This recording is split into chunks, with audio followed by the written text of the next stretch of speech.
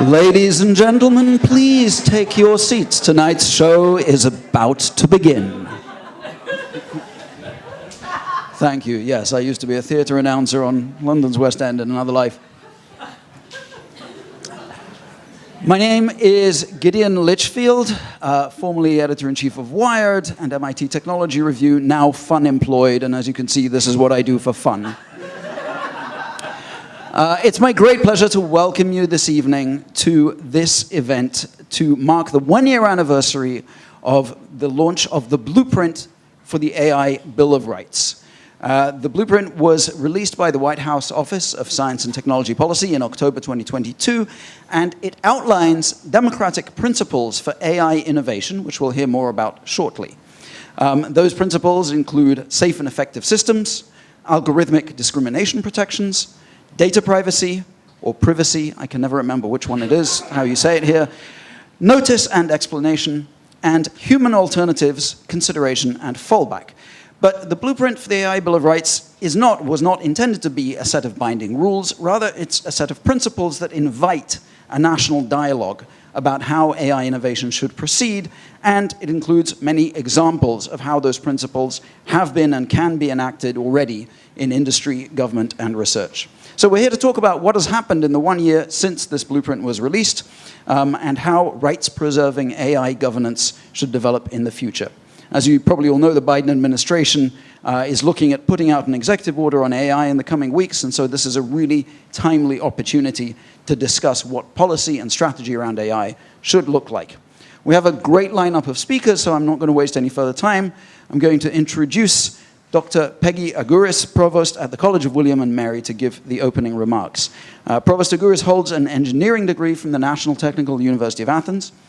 She earned her master's and doctoral degrees from Ohio State University. She also holds a degree in classical music from the Greek Conservatory.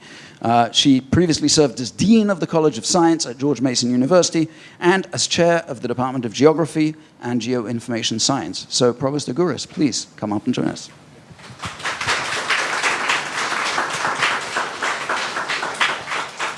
Thank you, Gideon. Can you hear me? Okay, thank you, Gideon, for this very kind and generous introduction. Welcome to this extraordinary event. It gives me great pleasure to see so many people here, and also those of you who are joining us remotely. This is a chance to engage in a deep and thoughtful conversation on the impact of the blueprint for the AI Bill of Rights on the 1 year anniversary of the blueprints released by the White House Office of Science and Technology Policy. I don't need to tell you how important this is and how much we expect to see this becoming even more critical in the future. For an event as exciting as this one, and you will feel that excitement the more we interact with each other, a great deal of effort has been invested by so many. And I want to thank you again, starting with you, those here and those via live stream. We are gathered at our wonderful Washington Center, and I find it always be great for me to welcome people who are interested in learning and contributing and participating in conversations of this kind. But it gives me specifically great pleasure to welcome you tonight, because we have a wonderfully distinguished and qualified and remarkable group of speakers and experts. And I know firsthand how many demands on your time exist daily. So for you to be making time to join us today, I feel very thankful for that. So we're very pleased that Dr. Arati Prabhakar is here with us today as the keynote speaker. And I want to really, say how we felt as throughout the thinking and the organization of this event. Thankful for so many who have expressed interest, have supported us, shared ideas with us, and really ultimately are here. I'm also very excited about the opportunity that we are going to have with the Firesight Chat with Dr. Alondra Nelson, who is the former director of OSTP, and of course, Gideon, who started us off. We are having a panel, and we're going to have the opportunity to have a conversation. So I want to really encourage you all to participate and help us figure things out in an excited and prepared way.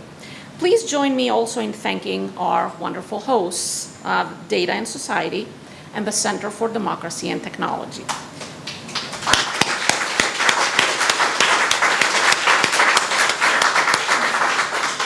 It has been a great privilege to partner with both Janet Haven, who is the Executive Director of Data and Society, and Alex Givens, who is President and CEO of CDT, and of course their wonderful staff as we were developing this critically important program.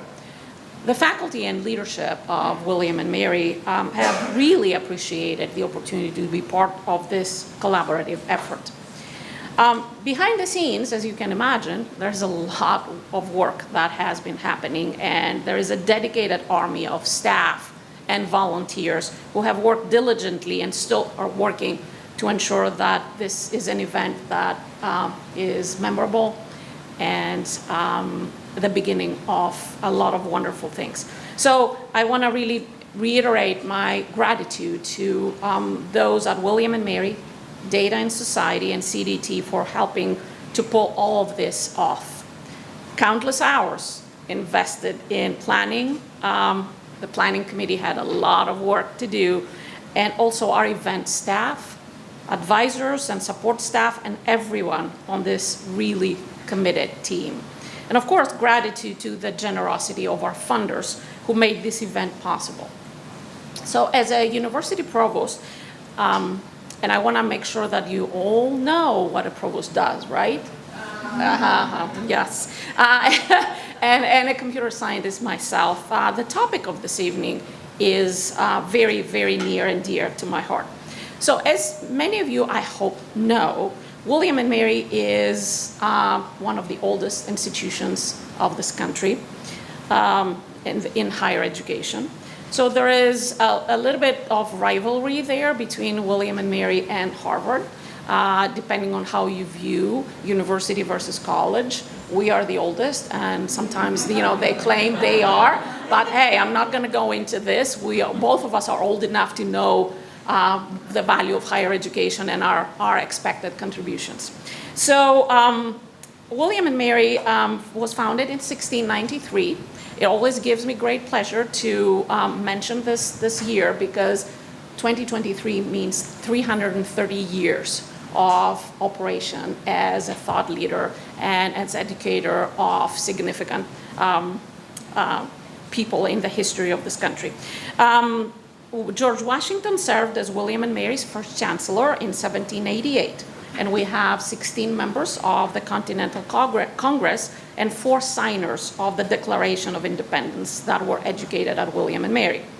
We also had the honor not only of educating some of our founding fathers and presidents, but also including Thomas Jefferson and James Monroe. But also we like to really remind everyone that we played a significant role in transforming the minds that forged our constitutional democracy, which is very relevant to what we are going to be talking today.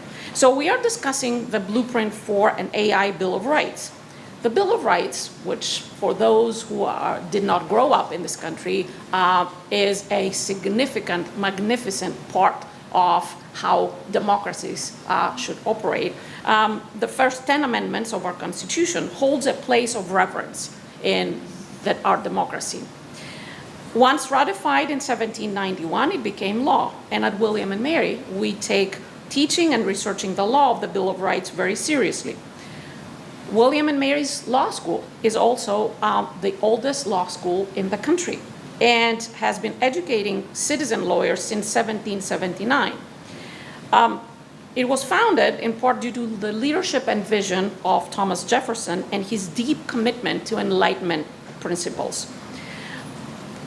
What we want to really mention together when we talk about the history of our law school is that it hosts 2 components of what is very relevant to our discussion today: the Institute of Bill of Rights Law and the Journal of Bill of Rights. So data and democracy form two of the four pillars of our strategic plan. So Vision 2026 is William and Mary's vision, and we believe that AI governance that is consistent with democracy and the rule of law requires an interdisciplinary approach to problem solving. So due to this commitment, we have built and continue to invest in a premier data science program that is at the forefront of research, innovation, and we just recently launched our Digital Democracy Lab. So we are leading the way as an institution towards an interdisciplinary AI governance research that incorporates data science and computer science, law and public policy, history and sociology, and the humanities. Data and Society and CDT, thank you for co-hosting this thoughtful conversation together with William and Mary. It could not be more timely or consequential. Our democracy is made more fragile by inadequate responses to the unique challenges posed by technological innovation and automated systems. So reinforcing democracy involves incentivizing research that investigates ways to encourage legal innovation alongside innovation in technology and science, a theory present in our nation's founding. It's something that we see today in efforts such as the necessary and important research set forth in the Blueprint for an AI Bill of Rights that was published a year ago. So I'm really given significant distress signals to wrap it up. So I want to thank you for this opportunity to welcome you to this event. And I want to invite Gideon back up here to introduce our keynote speaker. Thank you. Thank you, Peggy. Dr. Prabhakar has a busy day still ahead of her, so she's given me permission to compress her considerable resume. To note simply that she is Director of the White House Office of Science and Technology Policy, formerly head of the National Institute of Standards and Technology, and Director of the Defense Advanced Research Projects Agency. And in between those two federal appointments, she spent 15 years in Silicon Valley as a company executive and venture capitalist. Dr. Prabhakar, floor is yours.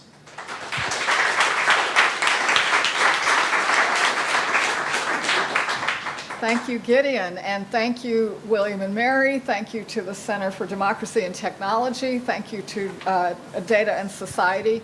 It's really nice of you all to throw a birthday party for the Bill of Rights. This is just perfect. I showed up at OSTP exactly a year ago today. So, and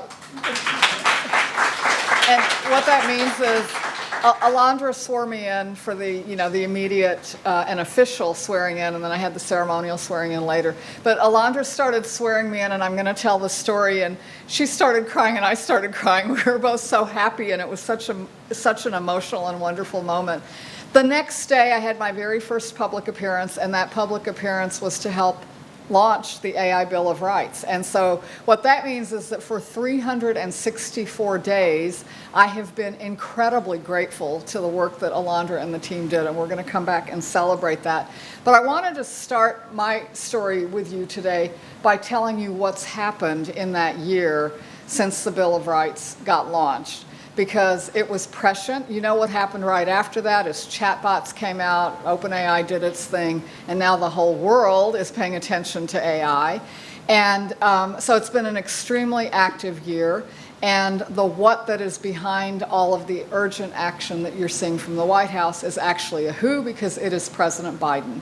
He is keenly interested in AI, and he's been very clear from the beginning that it's one of the most consequential technologies, one of the most consequential forces that's shaping our world today. You may have heard him talk over the last many years about the fact that we're at a pivotal point in history where the decisions that we make now are going to shape the decades ahead, and he very much sees AI in that context. And one thing that I have just loved is that every single time he has talked about AI, and it comes up frequently when he's scheduled to talk about it and when he's not, it's something that's just really woven into what he's thinking about and talking about.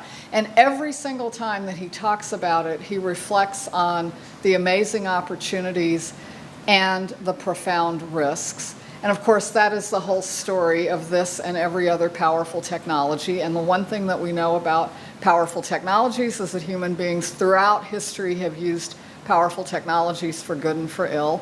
That's what we are wrestling with, is how do we seize these tremendous opportunities? How do we make sure that we manage the risks that come hand in hand? So that's the work that we've been embarked on. And if you've been paying attention, you will have seen a whole series of actions coming out of the White House and across government. I'll start with in February, shortly after after the AI Bill of Rights came out. In February, is Elham here? We had the NIST Risk Management Framework. Thank you, Elham. That was an important step forward. Shortly after that, the president signed an executive order. It was a second executive order on equity, and it specifically talks about rooting out bias when AI is used, a direct reflection of the kinds of things that we've talked about and that the AI Bill of Rights did. You may have shortly after that seen an important statement from a whole group of regulators. It was the Equal Employment Opportunity Commission, the Federal Trade Commission, the Consumer Financial Protection Bureau, and it was the Department of Justice. They came out and said to the world, we have noticed that people are using AI, and the law is still the law, and the fact that you're using AI does not mean you're off the hook. A pretty important statement from these regulators and enforcers. We announced, NSF announced the launch of a group of AI research institutes. Alan Mislov, who's here from OSTP, worked with the organizers of the AI Red Team Challenge that happened at DEF CON, and what a scene that was. There were all the people walking around with their tinfoil hats, but people queued up for hours to come into this competition to try to break AI chatbots, and specifically to try to get them to break in ways that were, the whole thing was structured around the AI Bill of Rights, and so it was about inviting people from all walks of life to come in and break chatbots in ways that revealed private information or exhibited bias and discrimination or led to unsafe instructions for how to build a bomb or whatever. Very important moment in shining a light on the safety issues here. So a whole steady stream of actions, and then some very significant work that got done with industry. In May, we invited the four leading CEOs of the four leading AI companies to the White House, where the vice president spent an extended time with them. The president also came by for a brief hello. But that was a meeting where the vice president said to these leaders of Google, Microsoft, OpenAI, and Anthropic that they had not only a legal but a moral obligation to make sure that their products were safe before they went out into the world. And from that meeting started a process that now has resulted in the president getting commitments from 15 leading AI companies about voluntary commitments they're making to start stepping up to their responsibilities, including things like committing to independent outside evaluation before models are released, and working towards standards for watermarking so that we know when content that's been generated has been generated by a machine. That's about industry starting to step up to its responsibilities. In the executive branch, there's work that's well underway for the Office of Management and Budget to put out guidance across all of government for agencies and departments about how to use AI to do it wisely, safely, responsibly, in ways that reflect the values of the Bill of Rights, but to do it in powerful ways that really seize the opportunities that AI presents. As has been mentioned, we're working on an executive order that has engaged people across the government. The president said that he's going to sign it this fall, so that's imminent, and I think I feel very good about the progress that's going to be made there. I'm very excited to hear your reactions. And while all of that is going on, we continue to work on a global basis with our overseas partners and allies, because AI, of course, does not stop at the borders. And as you've watched, Congress, on a bipartisan basis, has been starting to draft bills, but a lot of good focus and activity there, and we from the White House will continue to work with Congress on a bipartisan basis as they consider legislation for some of the things that can't get done through executive orders. Okay, so that's a lot of activity, but here's what I want to tell you, is that the thing that has underpinned all of this, critically underpinned all of this, has been our values. And that's really what the Bill of Rights is to me. It's this foundation that says, these are the values that matter to our country. And if you go back and look at it, it talks about safety, and it talks about privacy, and it talks about freedom from discrimination. These are the foundations of our society, and they will tell us how we want to use AI to build the kind of future that we all want to run into. And I can't really overstress how important this is, because we are in extremely choppy waters right now. This is a very fast-moving technology. Its breadth is staggering. And when you are in choppy waters, this is the most important time to steer by the light of our fundamental values. And that's what the Bill of Rights really does for us. I am really happy. I was so delighted to walk in the room and see Alondra and all the other people, many of the other people who were part of making the AI Bill of Rights happen. And many of them are no longer at OSTP, so it's a great privilege for me to have this chance to thank them. And I will start with Alondra, who did heroic work for this organization, but one of the amazing products was the Bill of Rights, which really is infused with her vision and the inspiration that she gave to the whole team that was working on that. So I really want to call you out, Alondra, and thank you for your work.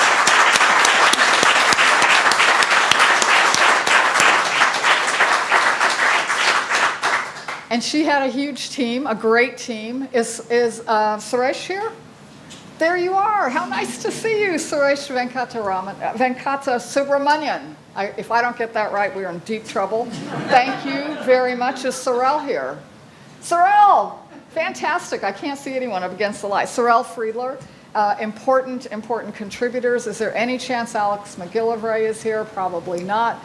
AMAC was just a stalwart for that work and much more that came. Mark Adenoff, Aya Ibrahim, who is here. Thank you very much, Aya. Nick Marta, who's still with us and still driving hard on AI. And is Ami here? Ami feels, thank you, Ami. Ami's actually still at the White House, but has shifted over to support the vice president, who needed someone who could really help on AI. And we were very excited that he was able to do that. They and many others within the walls at the White House did this work. But I know that I can speak for them and say that it wouldn't have happened without the deep engagement from academia and from industry, from civil society organizations, from rights organizations. And many of you are represented here. CDT and Data and Society were very much part of that. I really want to thank you, because nothing really happens just sitting inside of our beautiful offices in the White House. It happens because we can bring these voices in and put them to work in a way that really is powerful for the whole country. So I greatly appreciate that. And I want you to know that the success and the impact that comes from the Bill of Rights belongs really to this whole community. We've just started. I'm telling you about all the stuff that has happened, but everything I told you is a beginning. It's important steps, and I think very much in the right direction. We all know how much more there is to do, and we're not going to be done with dealing with this AI revolution that's going on for a very long time. So while we celebrate how far we've come, I think it's also a good time to gird our loins and get ready for this marathon that's coming ahead. And I'll simply finish by saying to you, thank you so much for being the light for AI. Thanks for having me.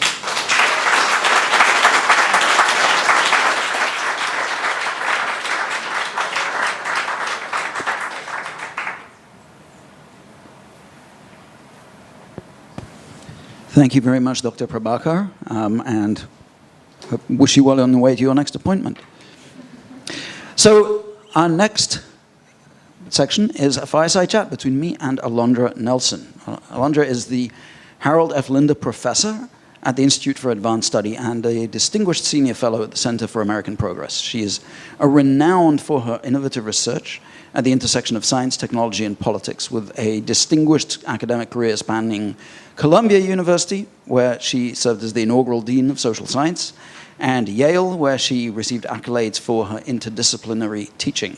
She's also been president and CEO of the Social Science Research Council, sat on the board of directors of Data and Society, Her role as Deputy Assistant to President Joe Biden and Acting Director at OSTP from 2021 to 2023 was a groundbreaking integration of social science expertise into federal science and technology strategy and policy. Dr. Nelson is a member of the American Academy of Arts and Sciences, the American Association for the Advancement of Science, the American Philosophical Society, the National Academy of Medicine, and the Council of Foreign Relations. She has influential work, and her commitment to equitable innovation, integrity, and open access earned her a well-deserved place among Nature magazine's 10 people who shaped science in 2022, as well as this year on the Time 100 list of most influential people in AI. So with that, Alondra, please come up and join me.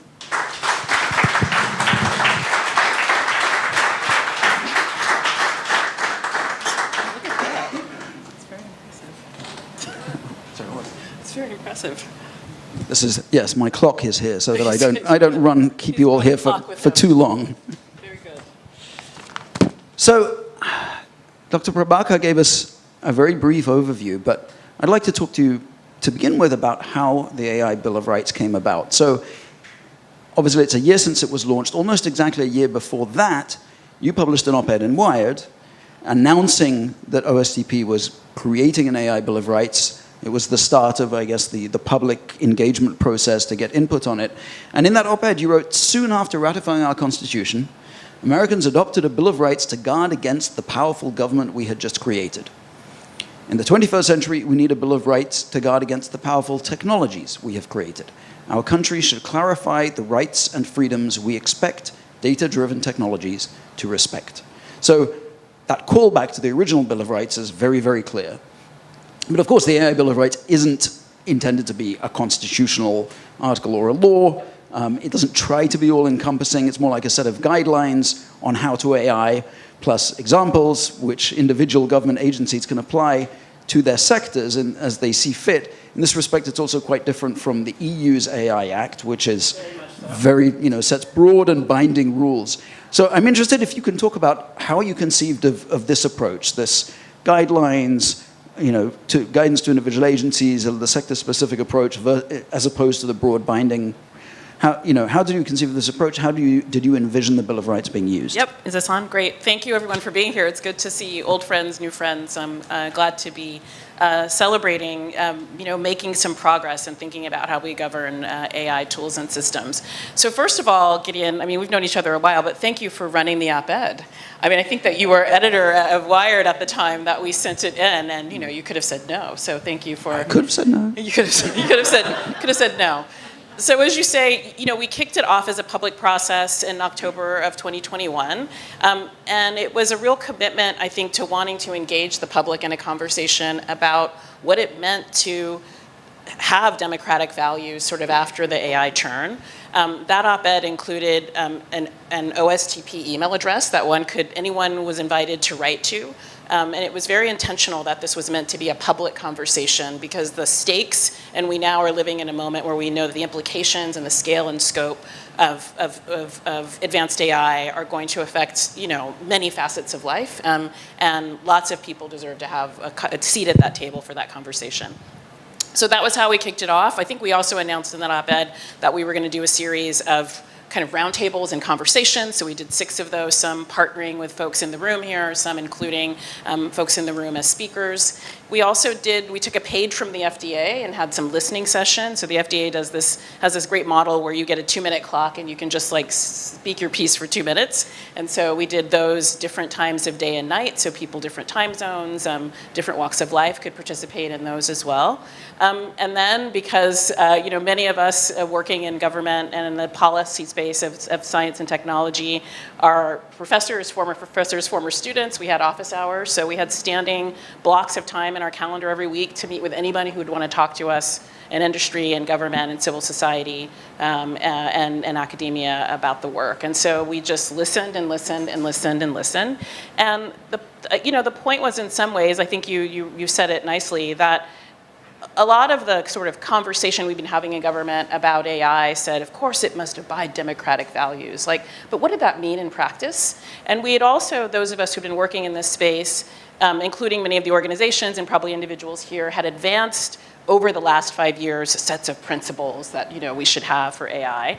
But what did it mean to sort of operationalize those? What did those look like in practice? How do you think about data privacy or protections for, against algorithmic bias in the work of an agency, in the work of a research lab, be it private sector or in academia, in the work that we do in industry and elsewhere. And so that was sort of what we were trying to accomplish. It was not intended to be a constitutional document, but one of the wonderful things about democracy and about our aspirations for fulfilling the Constitutional Bill of Rights that Provost Agoras, thank you for having us, laid out so nicely, is that there's been all sorts of Bill of Rights constellations over the years, right? So we might think like the Affordable Care Act had a patient's Bill of Rights. The Domestic Policy Council would release after us a blueprint for a renter's Bill of Rights. And so the Bill of Rights has been something that we as a public, as citizens, have sort of laid claim to as our sort of aspirations for things. It was also the case that we understood that we need to do the work, and I think others have already addressed this, of interpreting what those mean, those kind of foundational principles for new moments in time. And I think the history of this democracy has been sort of trying to figure that out over time. And it was an effort to begin to sort of flesh that out as well in conversation. Yeah. And I think also part of the point of the Bill of Rights was, as you were saying, this was being operationalized already in many, many different sectors. It was happening. And you were trying to pull together some of the best practices and principles from all of this to show to other agencies, how has this happened and how is this being done? How can it be done in the future? Yeah, so the Bill of Rights itself, and we printed out, CDT and William & Mary printed out some copies, is like almost 75 pages long. So there's lots of examples in it. Thank you, Julia, holding up in the back. Very good kind of Vanna White moment. But we also released the Bill of Rights with a fact sheet that pulled out and teased out some of the ways that, in this case, government agencies were, independent agencies and executive branch agencies were already doing this. And it was really a response in some ways to, I think, a sense of frustration in the public and a sense of frustration in DC. No one's doing anything about AI. Are we going to regulate it? Is it going to be like social media again? Here we go again, nothing's going to happen. And I think the conceit was a couple of things. One, that there were things that agencies were already doing. So we were able to call out our great, I'm so glad that Elham's here, our great partner NIST that we work so closely with on the blueprint for an AI Bill of Rights. Our colleagues at the Department of Justice were working in this area, as Arthi mentioned. There would be an announcement from CFPP, EEOC, and FTC with the DOJ. But that fact sheet from October of 22 calls out the beginnings of the conversation that those agencies are having about how their kind of levers apply to AI. So it was to say that we don't just have to sort of sit idly and wait for something to happen. We are the something that's happening, and it's already happening. Yeah. When the AI Bill of Rights came out, I read a blog post at Lawfare from Alex Engler at the Brookings Institution. I don't know if Alex is here. And he contrasted this approach of the AI Bill of Rights in the US and the AI Act in the EU, which I already alluded to. And he said, the EU AI Act is attempting to write relatively consistent rules for many different types and applications of algorithms, from medical devices and elevators to hiring systems and mortgage approval all at once. And what Alex wrote was there's something to be said for the US's approach, which recognizes that AI is such a general purpose technology that writing any broad general rules could run into pitfalls. Suresh Venkatasubramanian, who was advisor to OSTP on this as well, he said on a podcast that I heard, I think the EU made a big mistake trying to define AI, and they're going to get themselves in knots they cannot untangle themselves from. Spicy, Suresh. Well, comes back to he'll have to speak for himself when he's in this seat. He will get that chance. I will say, but I would just say, I do think that what you've raised, Gideon, such a good journalist you are. You've done all that work. Is really the theory of the case, right? And I think that the generative AI turn, I think, bears it out. I mean, we cannot. There are lots of different types of AI. There's lots of different AI research going on in labs right now. And the job of government is not to, I think I would say, or the philosophy partly behind the AI Bill of Rights, is not to govern an object, right? So that AI is not, spectrum. It's not 5G or something. It is, as you say, a general purpose tool. It has all of these potential purposes. And so, Arthi said this, Dr. Prabhakar, very well. You anchor in what you can, when everything's spinning around you, you anchor in those fundamental values. And then you try to figure out through law, through regulation, through levers, through policies, what it means in each particular domain to sort of live out data privacy, right to freedom of speech and these sorts of things. The technology is too fast and too elusive to try to create it as an object of governance as we've done traditionally in tech policy. And I think this moment really suggests, and part of what the AI Bill of Rights is trying to respond to, is that we need an entirely new philosophy for how we do kind of tech policy. Do you have any favorite examples from over the past year of how agencies have applied or implemented what's going on in the AI Bill of Rights? Yeah, I wouldn't want to directly connect the dots in a causal way. I'm enough of a careful social scientist not to do that. But one of the things that was called out in the fact sheet for the AI Bill of Rights was the Department of Labor looking at its authorities and sort of saying when there are conflicts between workers and employers, that rules around employee surveillance under terms of kind of contention apply even with digital and algorithmic surveillance tools. So if there's going to be a point of contention with workers, or if there's a dispute, there are new sets of rules that apply, and that these rules also abide about employee surveillance of workers, and that these apply to algorithmic ones as well. And so, you might imagine that was helpful in the Amazon worker strike. You might imagine that it was helpful and had some maybe had some impact in the recent resolved strike that in Hollywood. Yeah. So as Alex Engler also pointed out in that Lawfare post that I mentioned, there is a flip side to taking this approach, which is it does leave the enforcement or application of AI principles up to individual agencies, and they can vary in how they do that.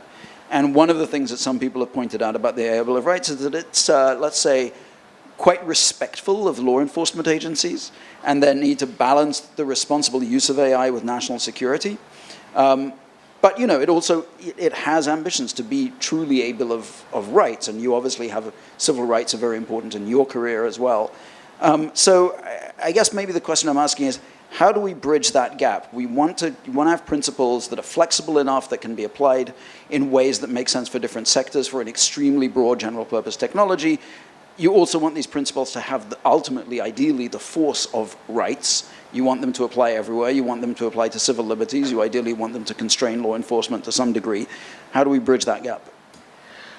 I don't envy my colleagues who are working in government at present, because I think that's a really hard question. In this space of technology policy, we've known for quite a while that we have what we would call dual purpose technologies, right?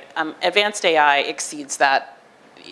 Dual purpose is only the very beginning of it. Multiple by dual purpose times infinity or something. And so the challenge is, things that can be used perniciously can also be used, in a general purpose case for good. And I think it's hard to know increasingly what those distinctions are, how you measure them, what might be a metric for good use or bad use and the like.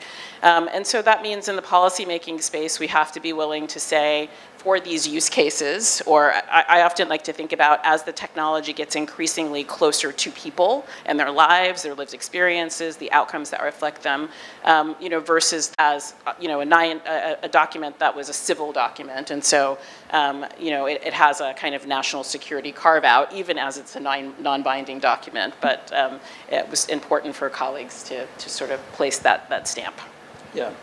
Well, there is a kind of, I think, a broader question of digital civil rights. So you and I discussed this a bit in the kind of the lead up to this conversation, but I've been interested for a while in the way in which the things that we take for granted as civil rights that are enshrined in the original Bill of Rights and also in many other kind of legal documents around the world, how those rights are interpreted in the digital age, how they might have to change, how we might sometimes have to come up with new rights. So some examples for me. Privacy. We all... Or privacy. Privacy, thank you, sorry, yes. I must remember where I am. Privacy, the original idea that someone can't just peep in your windows or go through your trash. That is the traditional notion of privacy. Today, we browse on websites where basically the websites go through our trash. They track us with cookies, and we have accepted that. And we have certain safeguards, and under GDPR or under CCPA in California, we have certain, basically attempts to give the user power back to control how that data is used. But fundamentally, we have surrendered privacy online in a way that we have not in the physical world. And so some people think of that what we should talk about as privacy online is actually maybe something more like security against, having your data misused or used against you in certain ways. Or, a right that didn't really exist before the online world, the right to be forgotten. We had to invent that civil right, and it's a cornerstone of EU law now. Or, even I might talk about the right to free speech. Tim Wu, who also overlapped with you at the White House in a different agency, wrote about whether we need to rethink the First Amendment in an era when public speech is very cheap and easy and unfettered, versus for when the First Amendment was written, which is, when cheap speech was difficult and easy to censor and costly.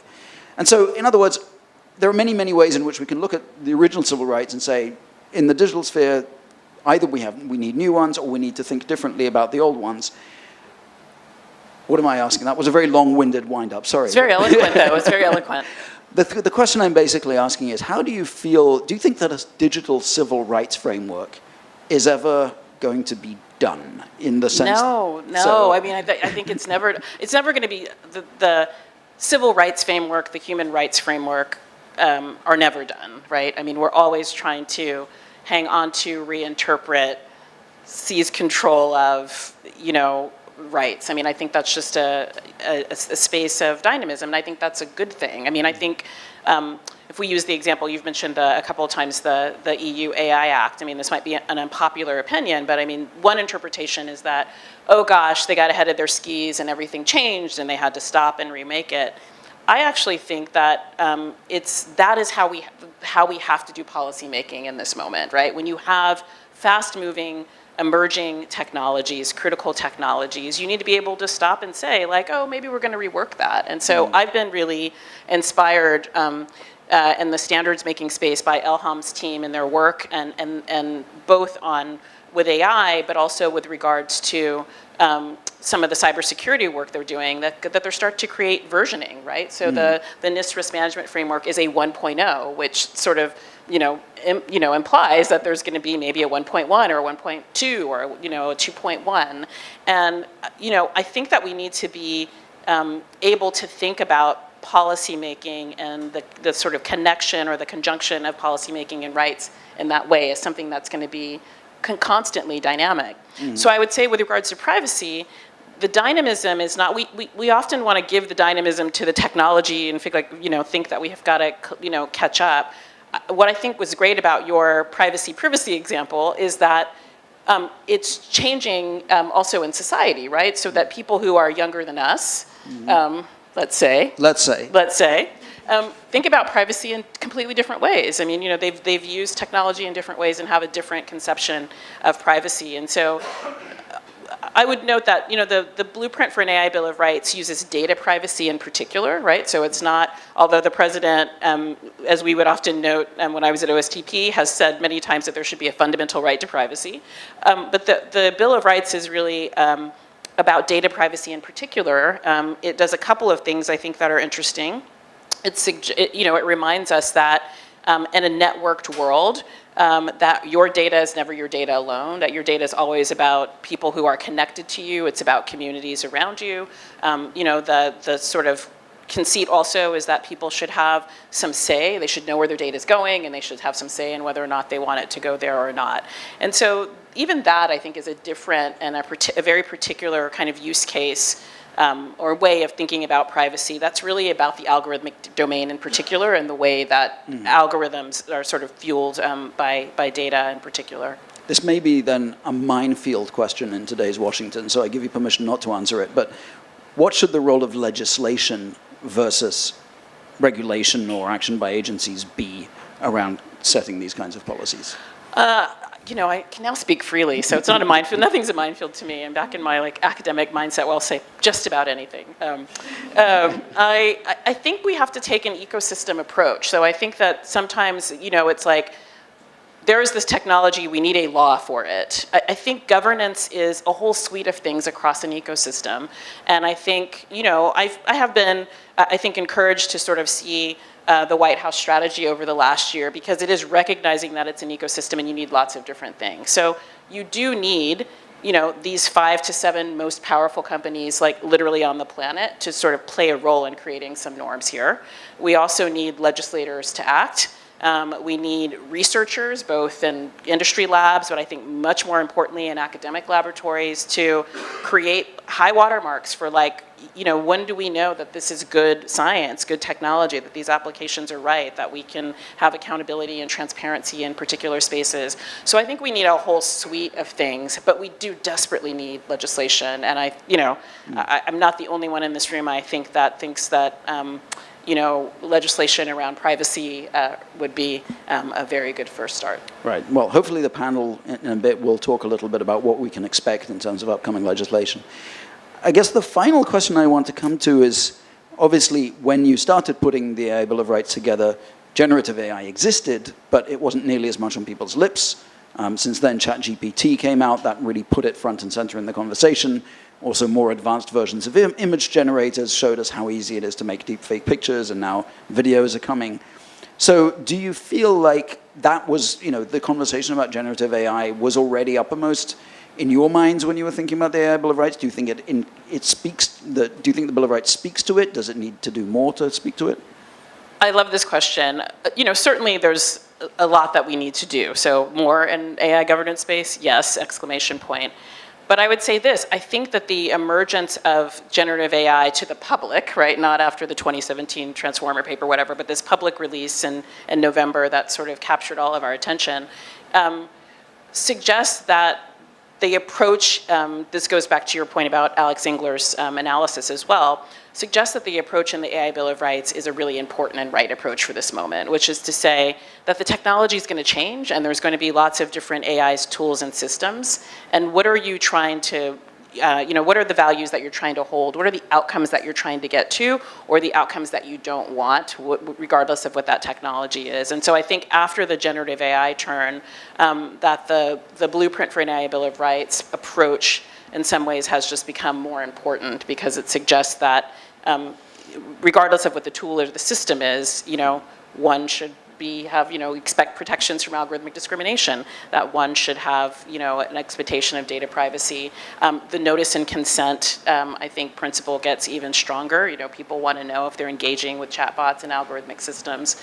So I think that it is showing itself, I think, to be enduring. And I do very much hope that facets of this philosophy and practical aspects of the principles and the practices will become part of what we're doing in this executive order and the work that the agencies are doing. Yeah, I said that was my last question, but I'm actually going to continue it just a little further, because earlier we talked about a broader digital civil rights framework. I think we're going to be having similar conversations very soon as synthetic biology spreads more and more of its wings. And obviously that's been part of your area of research too. So do you, I don't know, is there a broader either digital civil rights framework or even a technological rights framework, or is it just going to be this continuously accreting process, do you think? I love this question. I've worked on, for 15, 20 years, I've worked on DNA and biotechnology, as you said.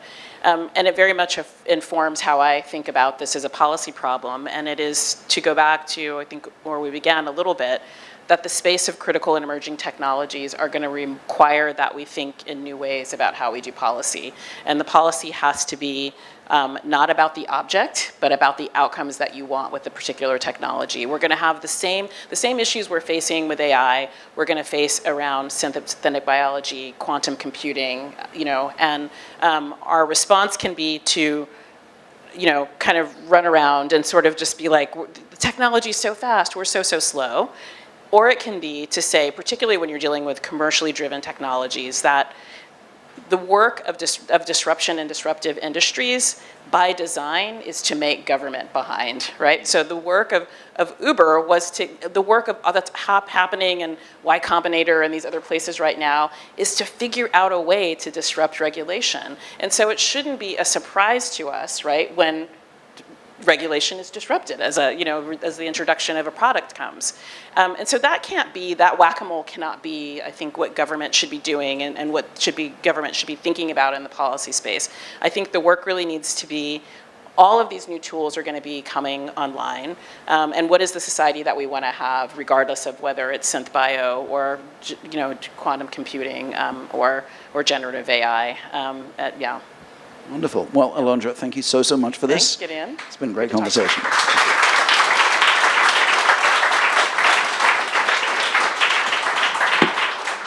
Okay.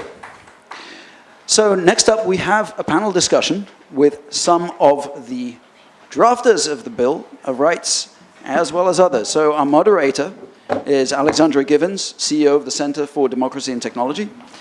We also have Lisa Rice, CEO of the National Fair Housing Alliance, Dr. Sorel Friedler, who's one of the co-authors of the blueprint, and Shibalal Family Associate Professor of Computer Science at Haverford College, Dr. Suresh Venkatasubramanian, another co-author of the blueprint, Professor of Computer Science and Data Science at Brown University, and Margaret Hu, who is Taylor Reevely Research Professor and Professor of Law at the College of William and Mary. Thank you. Alex, take it away. Thank you. We are so happy to be co-hosting this event and grateful to have all of you in the room with us and watching online. I'm going to jump right into this conversation. Dr. Prabhakar and Dr. Nelson both spoke so beautifully about the values that underpin the Bill of Rights and the goal to really instill that across how AI is used and developed today. So I actually want to start with just a level-setting conversation for each of you in terms of what brings you to this work. What are the priorities that you focus on and motivates you in this space? And Lisa, you are far and away the most subject matter focused person on this panel because of the incredible work that you do with the National Fair Housing Alliance. So I would love to start with you just to answer that question, and then we can go down. Sure, Alexandra, thanks so much for having me to be a part of this really important, incredible conversation. So at the National Fair Housing Alliance, we've come to realize that technology really is the new civil and human rights frontier. And that is what drives our work. And we came to understand our thinking about technology and how we approach it has evolved over time. We have seen technology be used in ways that have harmed millions of people. In fact, there are technologies in the marketplace today that are harming folks as we speak. And so when we started out at the onset, we were really focused on limiting the application or the ability of corporations and other players to utilize those technologies that rendered harm in the society. But in more recent years, as we were involved in litigating some algorithmic bias cases, we came to realize that, you know what, we're not going to be able to stop the application of technologies in all of these different places. We can't litigate our way into fairness. We can't litigate our way into equity. So we need to have a multifaceted approach. And indeed, if technology is the new civil and human rights frontiers, and we need to be designing it, we need to be creating the technology, and we need to be building and developing the policies that guide how we use technologies and how we want to see technologies used in our society. And so that's what our driving force is right now. It has evolved over the years. I know a lot of people will be surprised to hear that. If you look at some of our early settlements when we first opened, we literally told companies like Prudential and Allstate and State Farm, you cannot use insurance scoring systems. You flat out can't use them. And we really have evolved in that to now we're working with these corporations to design technology that is fair and equitable. Wonderful. Suresh? So I like to say that I'm a card-carrying computer scientist, and so I came to this not being really thinking of this as just a set of questions around problems to solve in computer science originally about accountability. And then slowly over time, as I started to realize all the ways, in fact, through conversations with social scientists, all the ways in which technology is being deployed and how it's affecting people all across the spectrum, realized that there was not just a problem with tech, but there was a way for computer science, as opposed to technology, to be a part of trying to figure out what to do about this. I mean, the thing that I feel in my bones is that the computer science itself, the way we express ourselves through algorithms, is very powerful and can be channeled for all kinds of useful purposes. But we have to be willing to channel it in that way. And so a lot of the driving force of how I think about this, how I have thought about this, is how do we construct, reimagine, redesign computer science to be a force for value and equity in the world versus what it is right now. I'm another card-carrying computer scientist. We love you guys, particularly when you're grounded in democratic values and protecting people's rights. We try.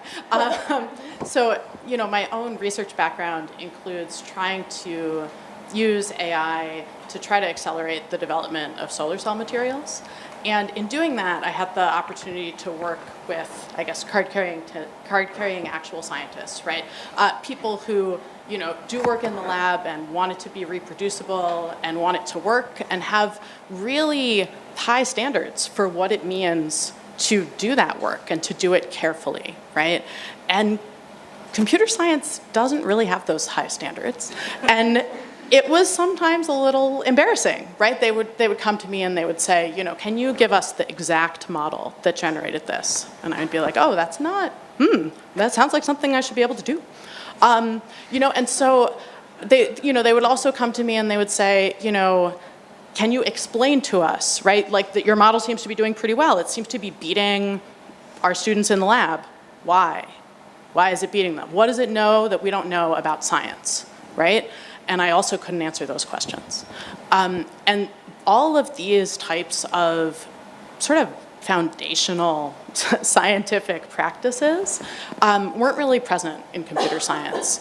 And at the same time, I was starting to do work on, you know, thinking about the ways that these systems were biased and learning more about the ways that they were being used in policing contexts, right?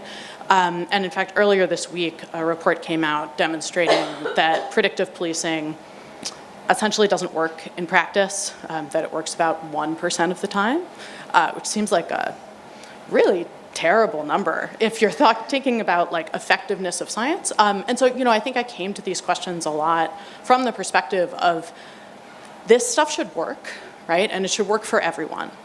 And right now it doesn't. Right? And so what does that mean needs to happen to get there? And Margaret, what are the questions that motivate you? So I think that one of the key questions that I think we're needing to ask right now is, will AI govern the law, or will law govern AI? And we need to think about AI as a system of power, and the Bill of Rights, as it was constitutionally developed, was intended to try to restrain power.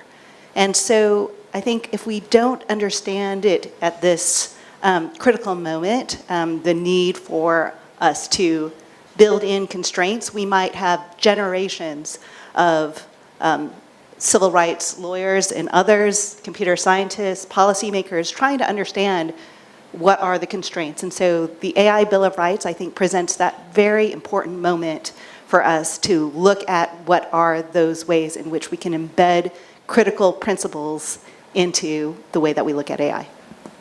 I love that it's a tee up for my next question. So just to foreshadow what's going to happen on this panel is that I am nothing if not someone who thinks about concrete applications. And as an advocacy organization, CDT, many of the allies that we work with have been really focused, frankly, on how we can put the AI Bill of Rights to work and what it means in terms of concrete actions, exactly to Margaret's point. Dr. Nelson talked about the agency commitments that were a big piece of the original rollout. And Suresh Sorella is two of the people who are on the front lines probably trying to wrangle some of those agency commitments. I would love for us to start there, talking about what federal agencies have done with the concepts spelled out in the Bill of Rights and the accompanying fact sheet, what you might want to see them do in future to help execute on some of the values that are contained in there. So I think I want to start sort of big picture, which is that there are a lot of things that agencies are already doing. There are a lot of things that they could do, and all of those things fall within their existing powers, right? So there are a lot of ways that progress can be made on this document without new laws. That said, I know we're going to get to new laws, and those are also needed. It's coming next, good foreshadowing, but let's stick with agencies for now. And so, I think that I see, for example, we've already discussed how the enforcement agency has put out that important statement. And I hope, right, that they're going to be able to follow that up with action, with resources, creating offices of technology that can hire technologists, right, that can do that work to really move that forward. And that seems, well within their existing powers, as they have made clear, but also a really needed step. So Google has a term, you know this term, Cyril, dog fooding. They use it to refer to tools that they try on themselves. They eat their own dog food. Why they want to eat dog food, I don't know, but they eat their own dog food before they put it out in the world. We dog fooded the blueprint with agencies because they were already doing the work. They already were thinking about how to bring AI into the work. And often there would be discussions about, how would this document that doesn't quite exist yet help us right now with the work we're doing, which then informed what ended up being in the document itself. And so this document reflects that sort of back and forth conversation with agencies. So to your question of, what can they do? They have been doing it. What they did influenced what was in the document, and that dialogue continues on. So, yeah. And just to put some specifics, at the launch event, so 364 days ago, as we know from Dr. Prabhakar's opening remarks, we had the Secretary of HHS sit up on the podium. You had leaders of these various agencies speaking about their commitment to carry the work forward. The Department of Education was represented. Lisa, for you, obviously, you guys are very focused on HUD at National Fair Housing Alliance, so I'd love to hear about what you're hoping to see from that agency or others that focus on housing issues. Oh, absolutely. Not only HUD, but the CFPB, the DOJ, the enforcement agencies, and also regulatory agencies. So I think about the fact that HUD is the fair lending regulator for the GSEs, for Fannie Mae and Freddie Mac. The Federal Housing Finance Agency is their conservator. So I'd love to see them ensure that the AI Bill of Rights is applied to the technologies that are used by the GSEs to ensure that they are fair, that they're safe, and that there is a human option, right? That's the hardest thing, because when you think about financial services, what they want to be able to do is to scale and serve as many people as possible. They don't want a human option. So how do you strike that balance? And I think that that's going to be an important question for us to work through as we try to ensure that these Bill of Rights principles get implemented throughout all of the federal agencies. So Cyril talked about how there is a lot that agencies can already do with current and existing law, but Congress is busy. They're having AI forums. They are talking about the work that can happen. So I'd love to talk a little bit about legislation. We're going to get to Suresh's spicy takes on the European AI Act very soon.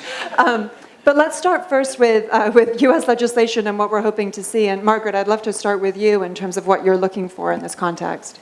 Yeah, what I'd love to see is something like what we had with the civil rights movement of the 1960s. I'd like to have the pillars that we enacted, the Civil Rights Act of 1964, the Voting Rights Act of 1965, and the Immigration and Nationality Act Amendments Act of 1965. I think that those three pillars can light the way, and I think we can incorporate what we saw with the principles in the AI Bill of Rights into that third construction that I think we need. I think that AI poses such incredible challenges and threats in our civil rights and our liberties, our expressive freedoms, that unless we tackle it on that scale, I think we will fall short.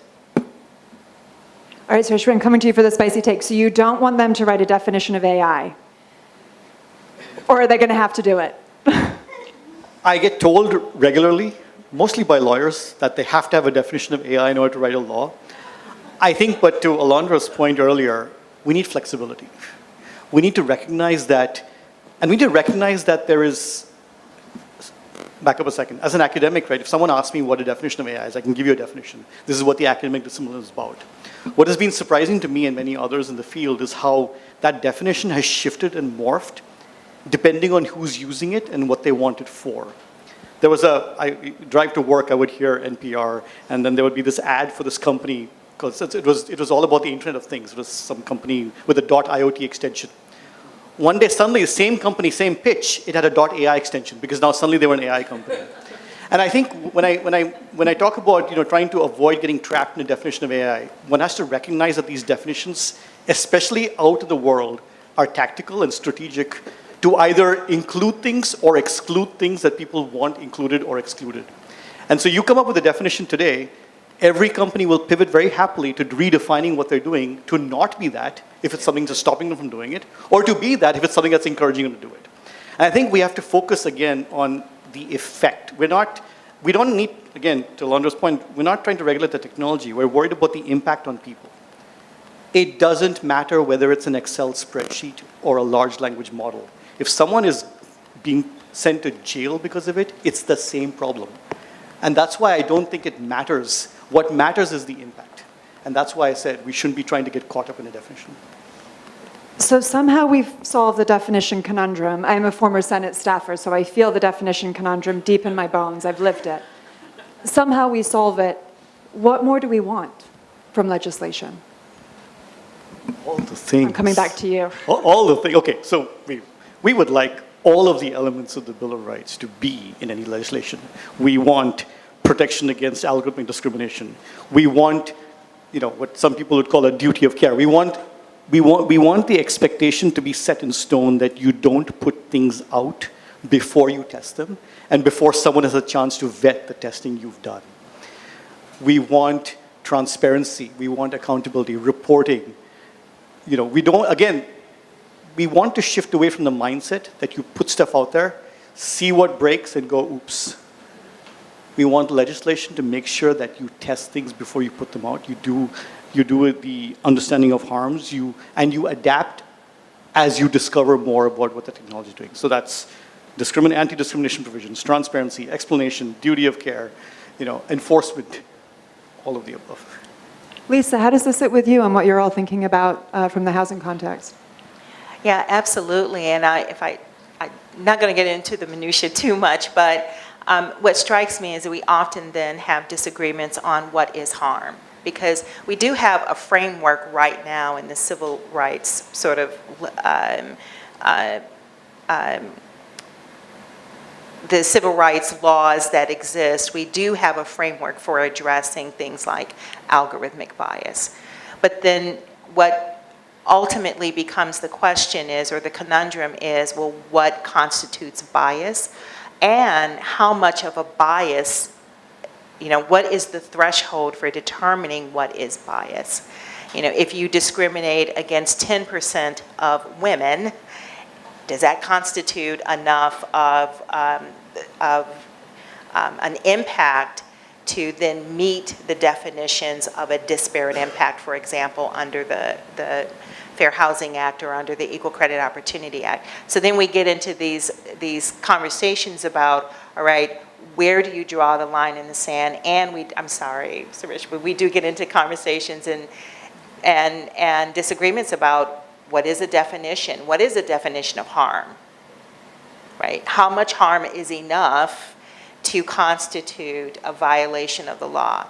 And I think to date, the jurisprudence has said is, if the person being harmed is saying that they are harmed and it is impacting their life in a significant way, then that's what we're going to lean toward. I don't know if things will change with the application of AI, but that's where the law falls now, and I personally think that's where it should stay.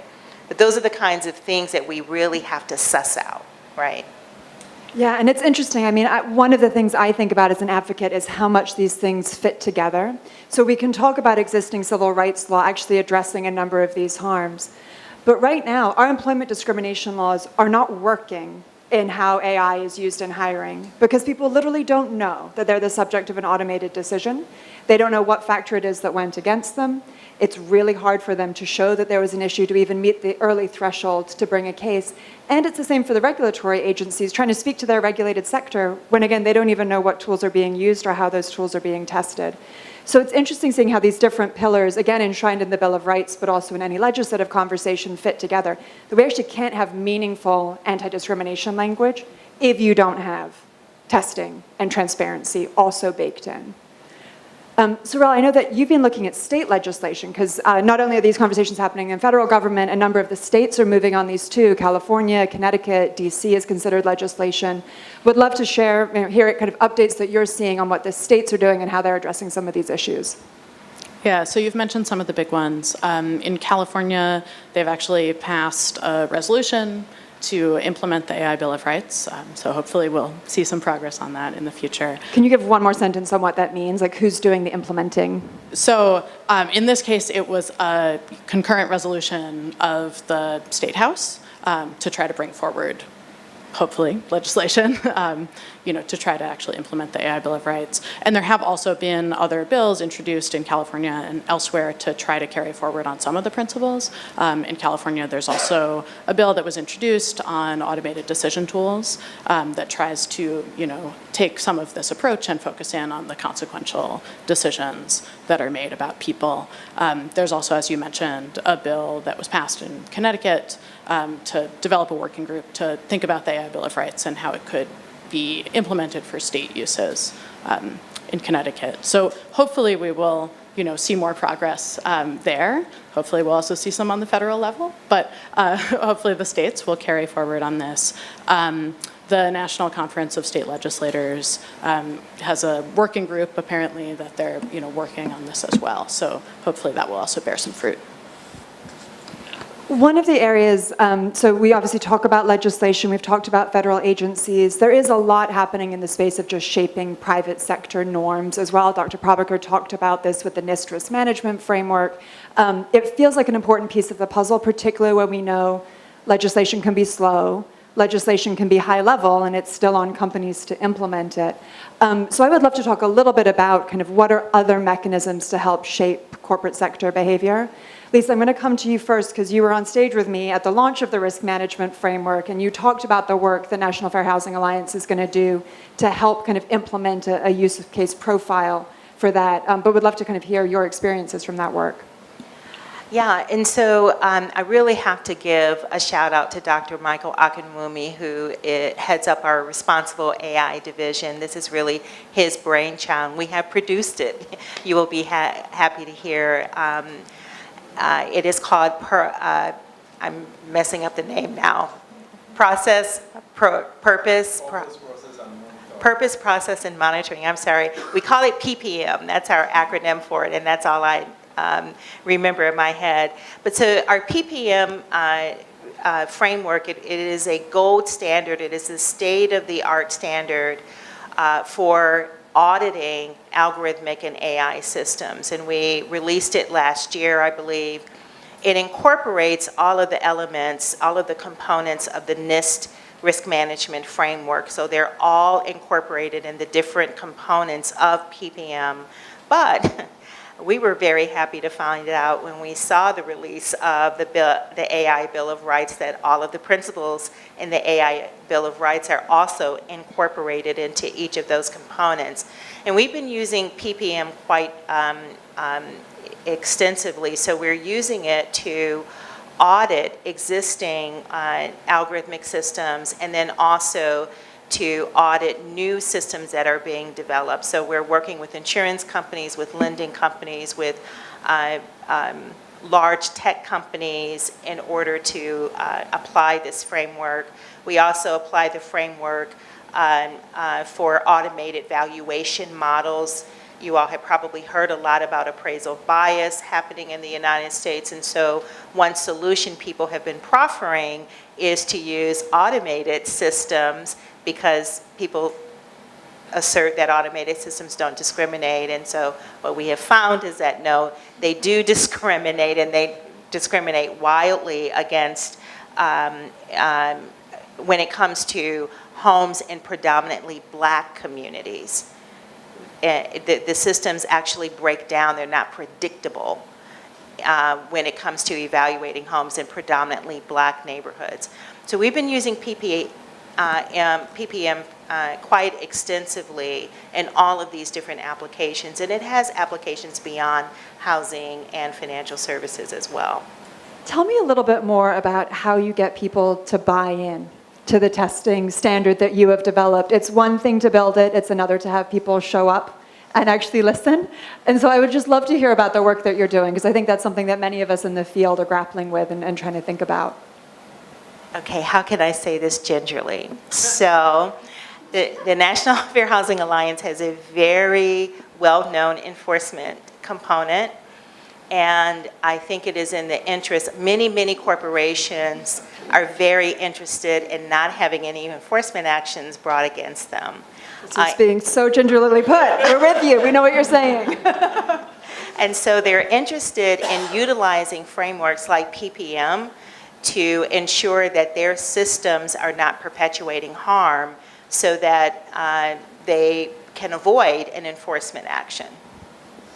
Is this what you were dreaming about as you toiled in obscurity drafting the Bill of Rights? Would love to hear more about how you thought about the private sector using that as a type of standard and motivator, really, to come out ahead on some of these issues.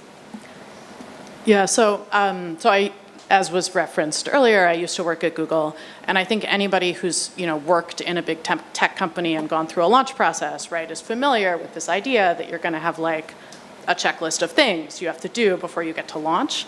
And that is really what I would love to see for this document, is really, there's sections of this that say, what to be expected from automated systems. And I really see that as a checklist, right? I want, project managers to be using that checklist and making sure throughout the life cycle of their product, right, that they are living up to these values. I mean, I want to emphasize that point, right? I mean, I think we both understand, Sorrel more than I do because she worked at Google, is that it's not much of an extra step to add a couple of more items to a checklist of things you do before a software release.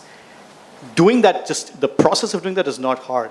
You just have to have the desire or the incentive or the fear to do it. And I've since I came out of OSTP, I've talked to folks in many different companies, not the big ones, but the smaller companies. A lot of the work, a lot of their concern and a lot of their desire for having proper checks and balances is driven by fear of compliance, fear of what their lawyers are telling them, and desire to do something to make sure they're in compliance, just like you were saying. And I think we understood to some extent that dynamic that would play out. And it is playing out that way, especially for the long tail of companies who just want to be able to use AI effectively without all the problems that they're hearing about. Do you think we have enough? Oh, please go Can I ahead. add one thing that we are finding out, and I don't know if you guys are finding this out as well, and it's actually disconcerting. So what we're finding as we're meeting with corporations and different entities is that they're picking and choosing which elements of the risk management, the NIST risk management framework, or of the AI Bill of Rights that they want to employ. Or they're adopting a very unique sort of interpretation to the principles. And so that's something that we're finding that, I don't know if anybody else who's doing this work as well is finding the same thing, but we've been really shocked by that. I had one person just tell me very recently that the AI Bill of Rights doesn't apply to their corporation because machine learning is not AI. And I'm like, okay.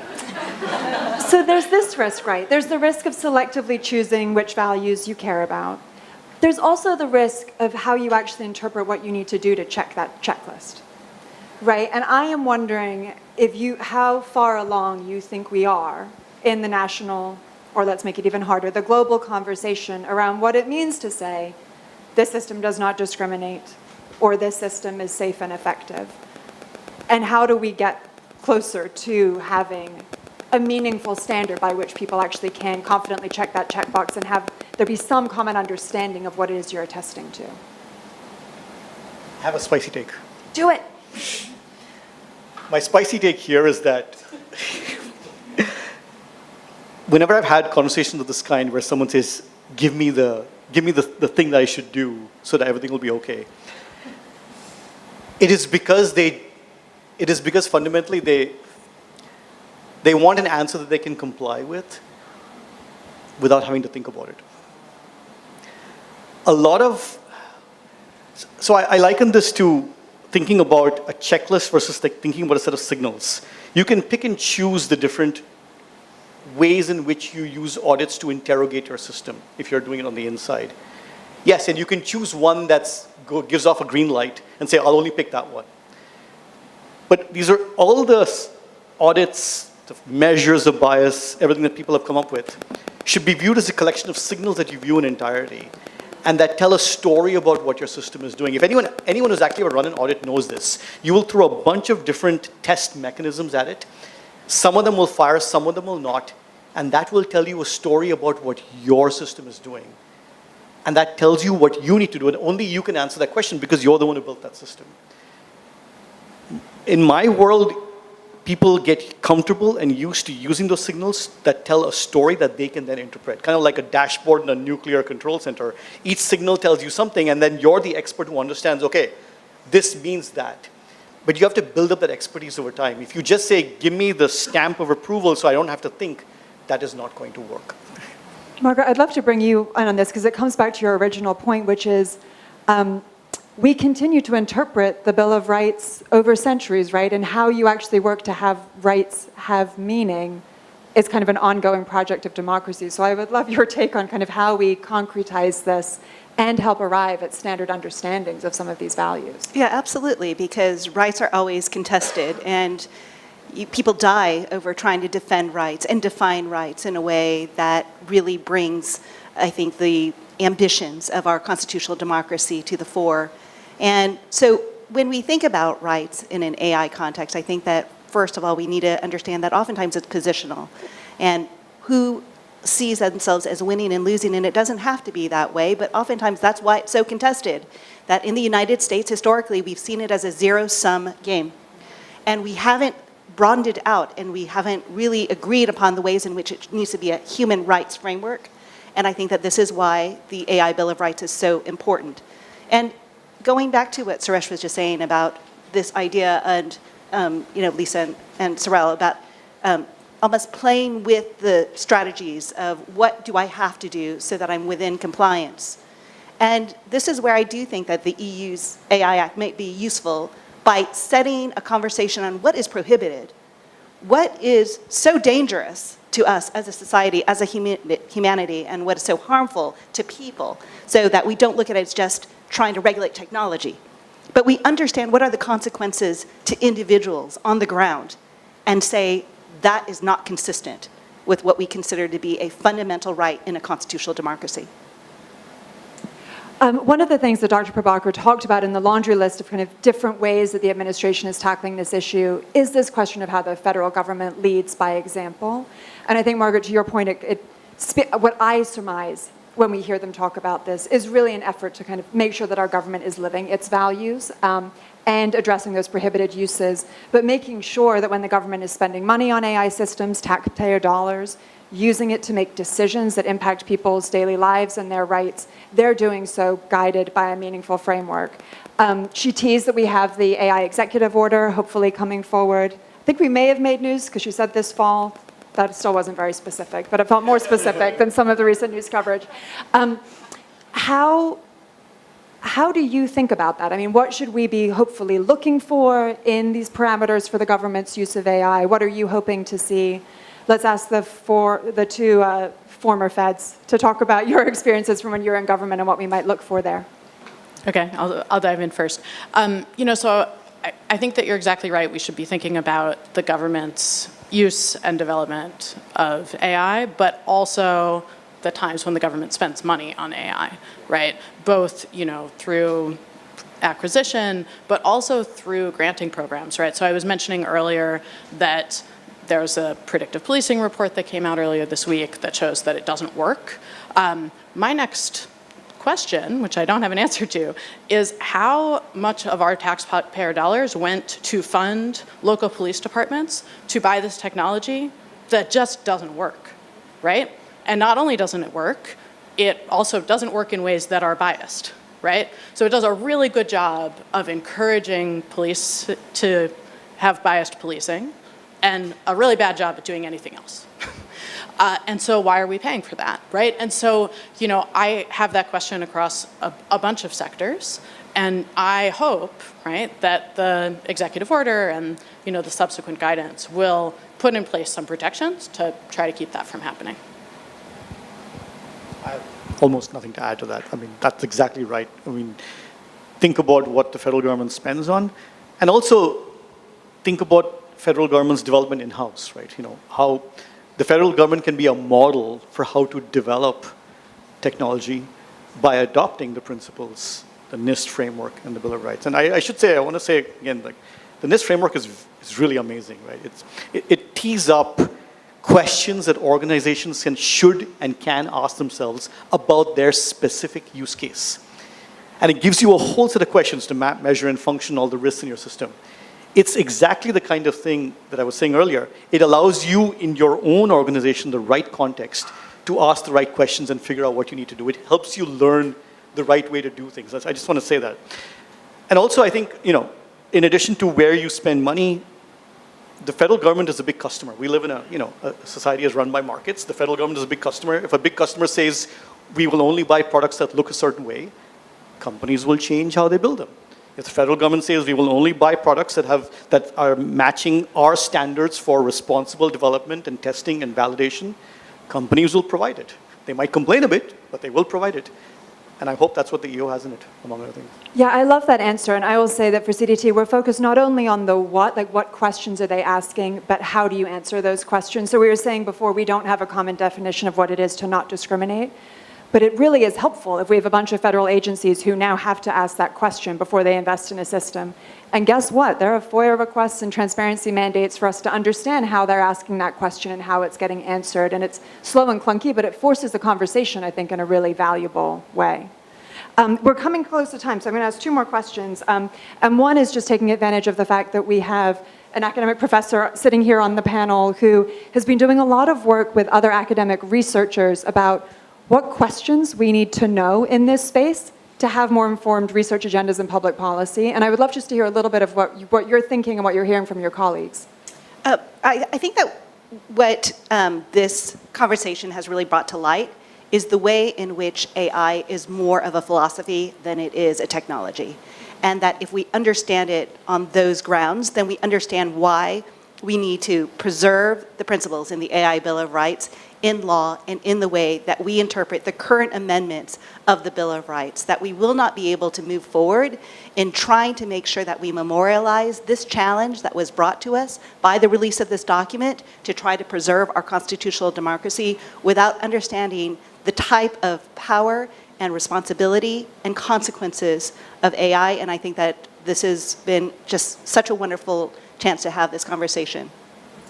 And then my final question, which is, today we are celebrating the 1-year anniversary of the AI Bill of Rights. Let's jump in a time machine together, and we are now celebrating the 5-year anniversary. Carefully selected time horizon because it feels doable and foreseeable, but still gives us time to get there.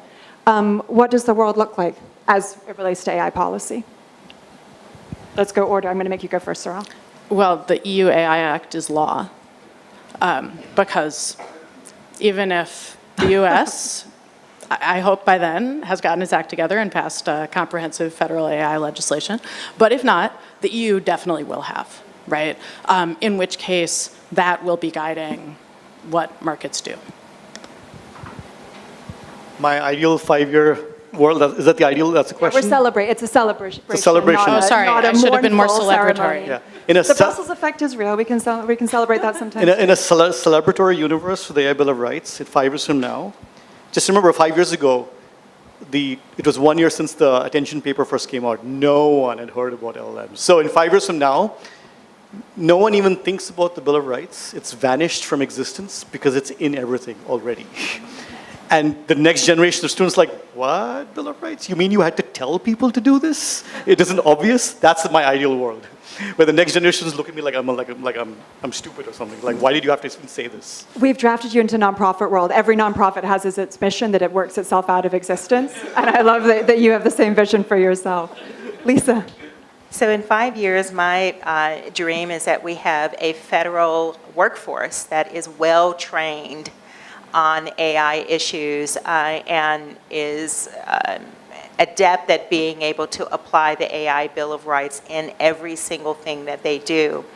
And I have to say, if it's okay, I've got another one. I think my own personal bias that the United States has the best civil rights laws in the world.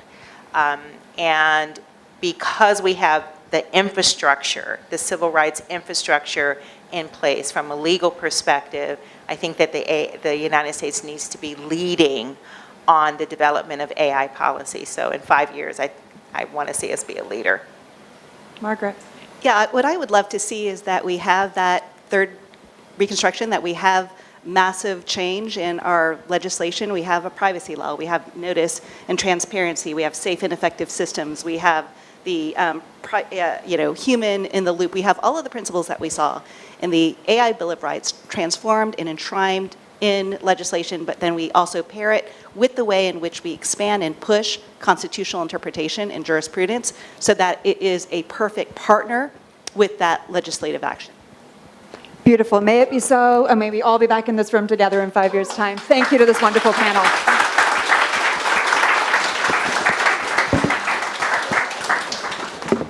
Thank you very much. Thank you, Dr. Magic, for that. All right. Well, thank you to the panel for that very, very interesting discussion, which for me highlighted the theme that Alondra brought up earlier about regulating the impacts, the outcomes, rather than the thing itself, and many other thoughts that we can discuss over drinks. Anyway, as we're winding to a close, it's now my pleasure to introduce Luis Lopez, who is Chief of the Policy and Strategy Section of the Civil Rights Division at the U.S. Department of Justice. He leads the Justice Department's policy and strategic development of federal civil rights enforcement efforts, and his portfolio includes internal efforts to develop and coordinate AI policy within the Civil Rights Division and at other agencies. So, Luis.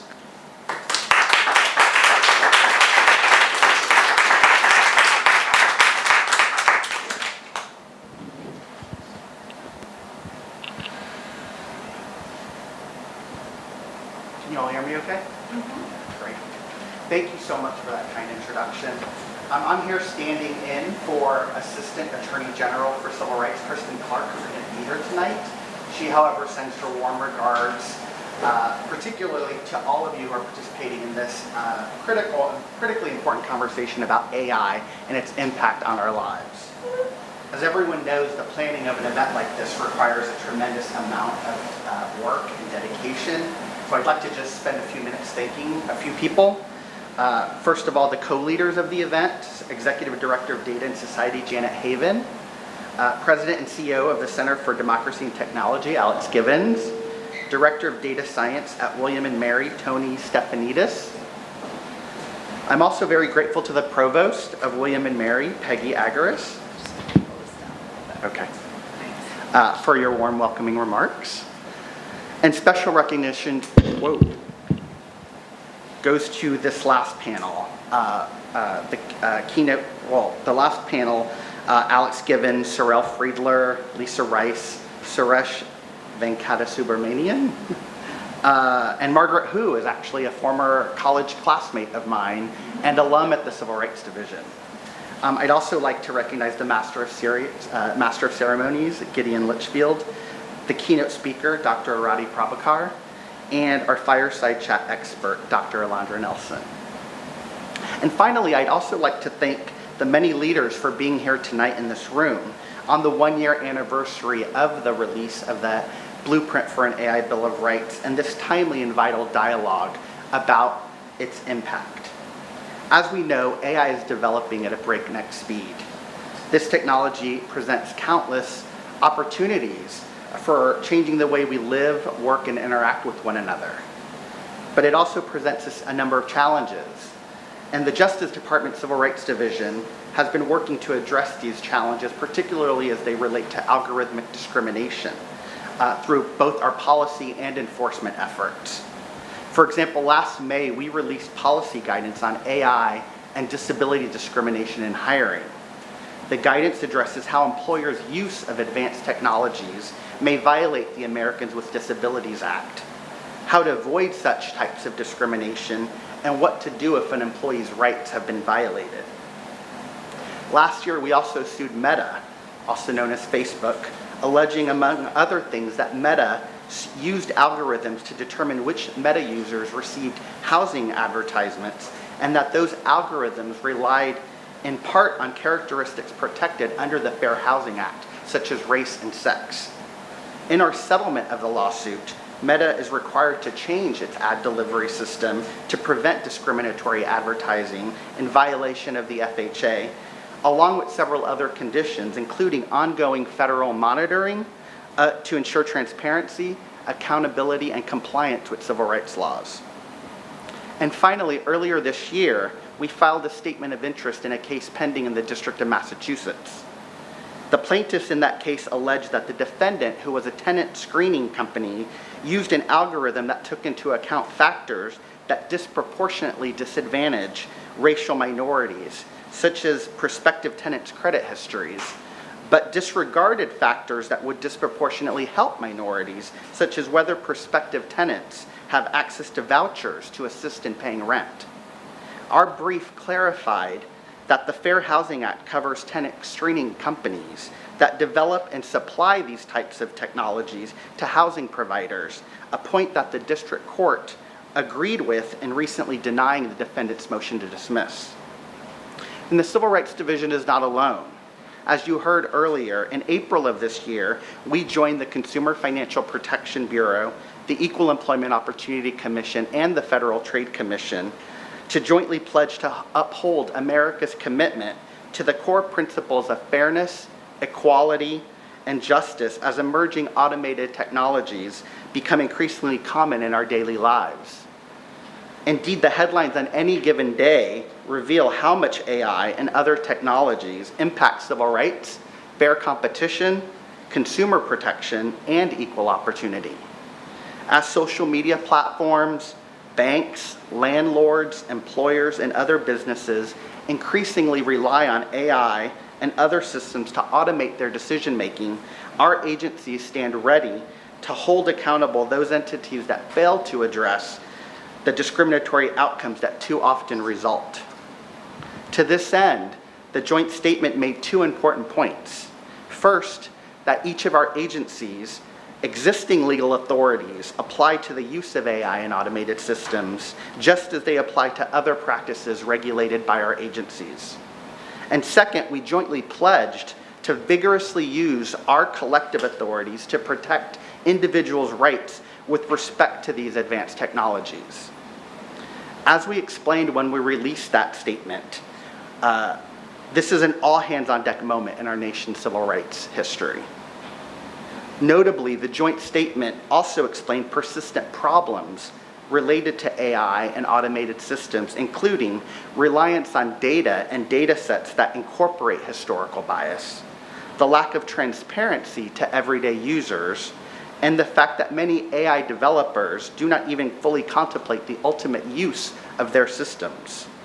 This is why elevating a national conversation on the core principles in the blueprint for the AI Bill of Rights is critical. And as you saw from the thoughtful dialogue this evening, the blueprint is not only an invitation for further inquiry, but it's also a call to action.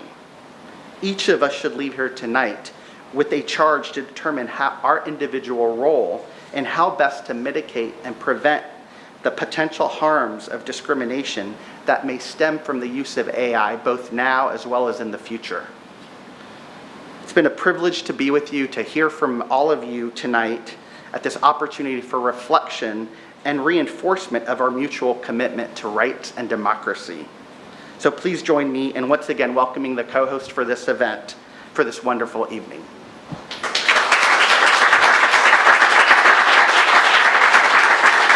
Thank you. Thank you very much, Luis Lopez. In a second, I'm going to ask Provost Peggy Aguirre to come up and close us out. But before I do, I'm going to leave you with a question to discuss out there. I was thinking about this because when Suresh Venkatasubramanian talked about some of the things that he would like to see from legislation, he mentioned, requiring companies to put AI systems through certain kinds of tests before they're released into the wild. And it reminded me of a conversation I had the other day with someone, I've already forgotten who, unfortunately, but I think they expressed Happens to me all the time. But they expressed an opinion that I think is common in Silicon Valley. They said, I don't want to have to go through like an FDA-like process for releasing products into the wild. If we have to do that, we'll be beaten by China and we'll be left behind. And I think this is not an uncommon viewpoint, as I said, in the tech industry. And at some level, to me, it reflects a certain blindness. Because it implies that you don't think that AI can, in fact, be a dangerous technology, like drugs, or like cars, or like so many other things that we do regulate and do insist on standards for. So I think it's a short-sighted view, but it also raises the question, how do you balance a policy that keeps things safe with a strategy that is designed to promote US leadership in technology, keep us ahead in the world in terms of AI capabilities and innovation and development? That's always been the balancing act for government and for technology strategy. So discuss amongst yourselves out there. And with that, I will call Peggy Aguris to close off.